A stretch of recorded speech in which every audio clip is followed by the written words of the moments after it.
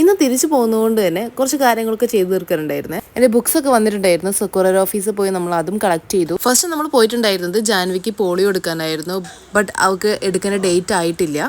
അങ്ങനെയായിട്ടോ നമ്മൾ നേരെ കൊറിയർ ഓഫീസിലോട്ട് പോകുന്നത്. അങ്ങനെ തിരിച്ചു വരാൻ ഉച്ചയായിട്ടുണ്ടേ.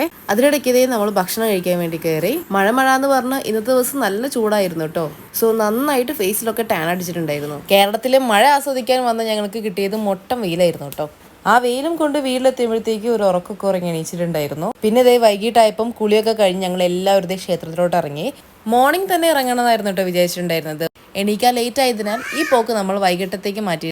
കണ്ണഞ്ചേരി ശ്രീ ഗണപതി ക്ഷേത്രത്തിലോട്ടാണ് നമ്മൾ പോയിട്ടുണ്ടായിരുന്നത്. സോ എത്തിയ പാടെ ഇതേ ജാൻവിക്കുട്ടി അവിടെ പ്രാർത്ഥന തുടങ്ങിയിട്ടുണ്ട്. മാത്രമല്ല നമുക്ക് പുഷ്പാഞ്ജലി, മുട്ടറക്കൽ അങ്ങനെ കുറച്ച് വഴിപാടുകളൊക്കെ കഴിക്കാണ്ടായിരുന്നു കേട്ടോ. സോ അതിനെല്ലാം ഷീട്ടാക്കി. ഞാൻ മെയിനായിട്ട് ഇവിടെ വന്നത് പായസം കഴിക്കാനാണ്. ബട്ട് പായസമൊക്കെ രാവിലെയാണ് ഉണ്ടാവാറ്. എന്തോ എൻ്റെ ഭാഗ്യം കൊണ്ടാവാം ഇവിടെ വന്ന കുറച്ച് പായസം ഉണ്ടായിരുന്നു. അത് നമ്പൂതിരി എടുത്ത് നമുക്ക് തന്നിട്ടുണ്ട്. ജാൻവിക്കുട്ടിക്ക് ഇതേ വേറൊരു പ്രസാദം കൊടുത്തിട്ടുണ്ട്. അങ്ങനെ ഇതേ ഞങ്ങൾ അതും വാങ്ങി ക്ഷേത്രത്തിൽ നിന്ന് നേരെ ഇറങ്ങി. ഇനി ഈ പ്രസാദം കഴിക്കാതെ എനിക്കൊരു സമാധാനം ഉണ്ടാവില്ല കേട്ടോ. സോ ഞാൻ കഴിച്ചിട്ട് വരാം. ബൈ.